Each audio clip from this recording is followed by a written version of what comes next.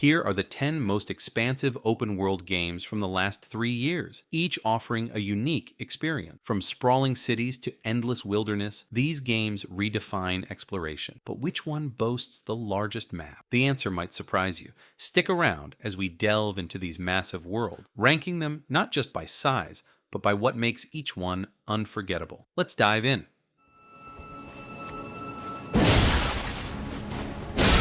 I'll start this list with Elden Ring, a game that delivers one of the best open-world experiences ever crafted. For me, it stands above most others. Unlike many open-world games that feel bloated or empty, Elden Ring is packed with meaningful content. You'll find fascinating side quests, a wide range of enemies, memorable NPCs, challenging bosses, dungeons, and countless secrets waiting to be uncovered. What sets it apart is how it never feels overwhelming. From Software's signature design shines here. You're encouraged to tackle the vast world at your own pace. Each new region introduces fresh challenges, unique enemies, and captivating environments. But the real highlight is the unparalleled freedom. You're not forced into a linear narrative or specific boss battle. Whether you choose to explore, fight world bosses, or focus on quests, it's entirely up to you. This is Elden Ring at its finest.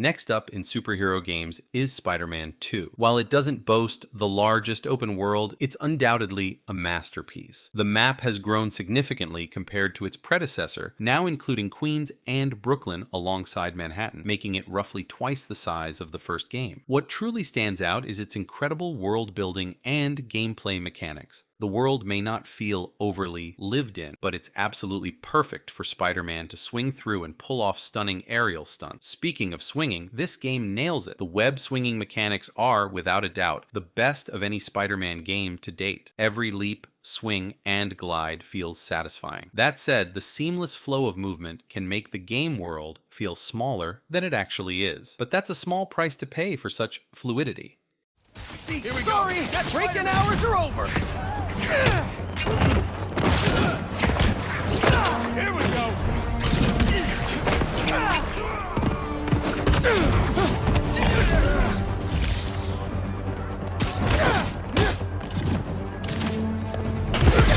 You can't.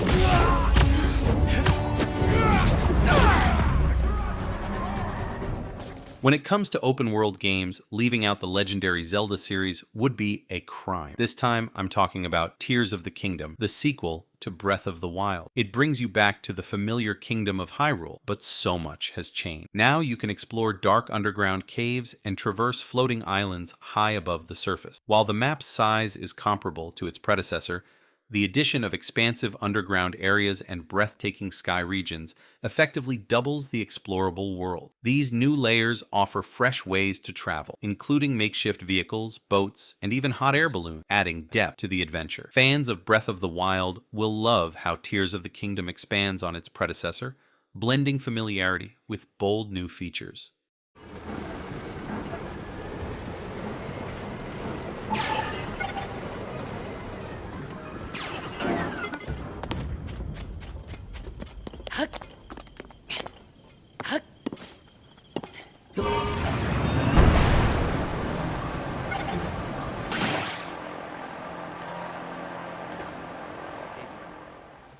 You're my last hope. Conover.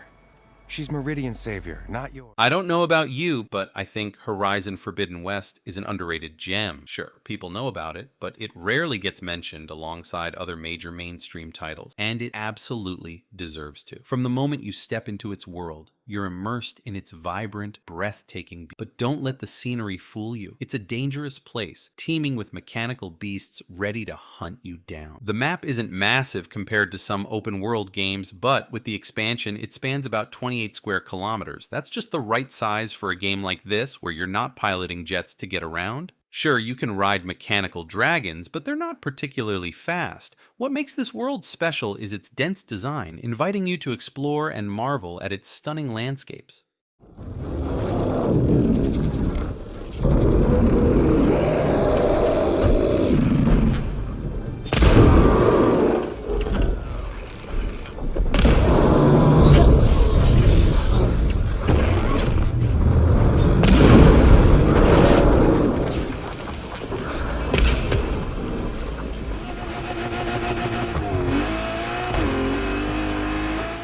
Let's switch gears and talk about our first racing game with a massive open world, the Crew Motorfest. The latest entry in the Crew franchise is arguably the best, even if not the biggest. With a map spanning roughly 200 square kilometers, it's still pretty massive, though not as large as some racing games. What makes it shine is the improvement over its predecessors in world design, driving mechanics, visual quality, and overall fun. That said, it could use more variety, especially in game modes and social features.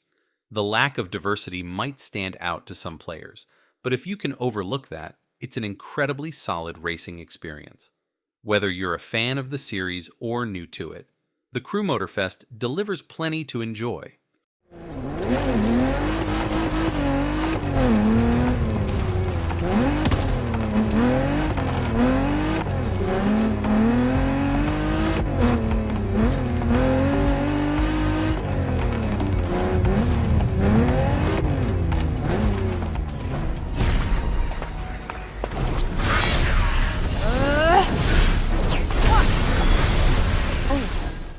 You might not have heard of Forspoken, and honestly, I wouldn't blame you if you haven't. This game flew under the radar, and not without reason. It's a high-energy RPG featuring exhilarating combat and some truly impressive parkour mechanics. Those were the elements that immediately grabbed my attention when I first booted it up. However, it didn't take long, about an hour, for the rest of the world to feel disappointingly bland and empty. The map itself is massive, reportedly about the size of Manhattan, which, funnily enough, is where the protagonist hails from. Coincidence? I don't think so. The size gives you plenty of room to dash around using supernatural parkour moves, which is a highlight. While the post-apocalyptic setting justifies some barren areas, the lack of creativity in world design makes it feel uninspired. Still, for combat and parkour fans, it's worth a try.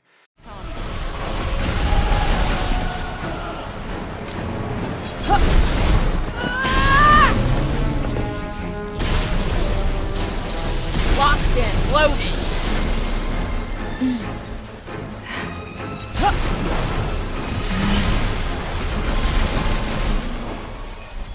Many might not realize it, but the Test Drive Unlimited series has some of the largest open-world maps in gaming. Back in 2011, Test Drive Unlimited 2 offered a staggering 1,500 square kilometers of terrain to explore. The latest entry, Test Drive Unlimited Solar Crown, is smaller by comparison, but still impressive. It's a 1.1 recreation of real-world Hong Kong, spanning around 68 square kilometers, similar in size to Forza Horizon. What makes it stand out is the developer's dedication to capturing Hong Kong's authentic feel, creating a beautifully detailed world. However, before you dive in, be warned, this isn't the triumphant return fans hoped for. The game struggles with serious stability issues and subpar driving mechanics, which can really detract from the experience.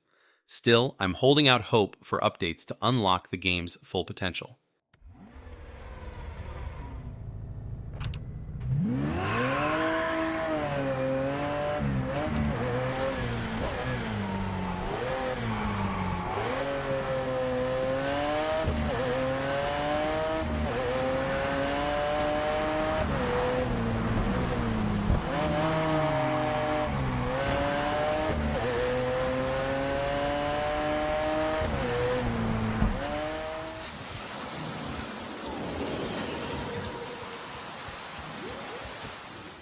Next up is one of Ubisoft's most stunning and expansive open-world games, Avatar: Frontiers of Pandora. This game is massive, with a breathtaking wilderness that immerses you in its vibrant alien world. While it may not have been a huge commercial success for the studio, it's still a solid open-world experience. There's a lot to enjoy here, whether it's hunting in the lush forests, flying those massive banshees, parkouring through the wilderness, or diving into quests if that's more your style. To give you an idea of its size, running from one end of the map to the other takes nearly 2 hours, which is impressive. Thankfully, it doesn't feel empty. There's a variety of enemies to face, challenges to overcome, and plenty of obstacles to keep you engaged. However, it's very much a one-and-done game. After a while, the wilderness begins to feel repetitive, leaving little reason to return.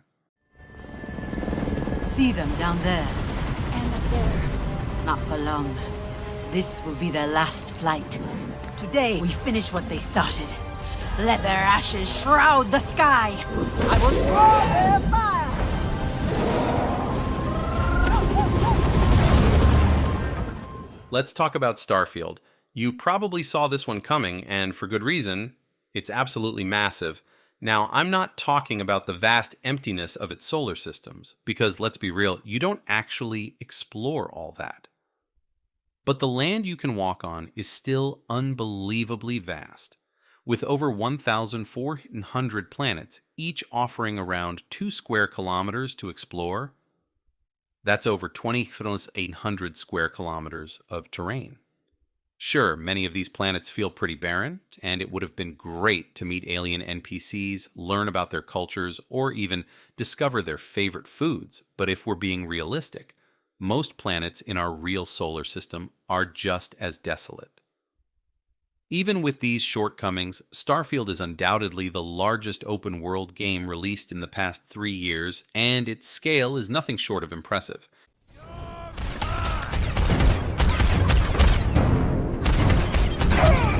You're gonna pay for that!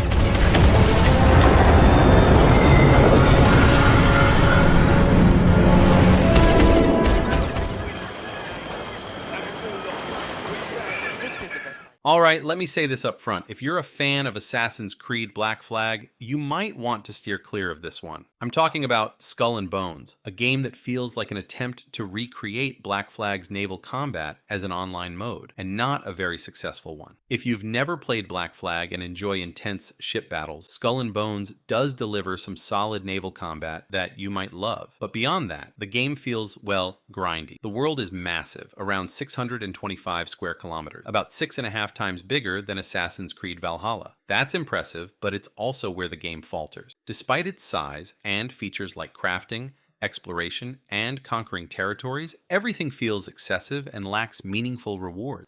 Instead of feeling immersive, the game ends up being tedious, making the vast world more of a chore than an adventure.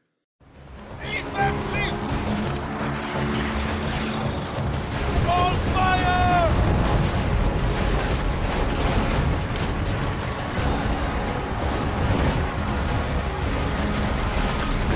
Rain of fire! Incoming!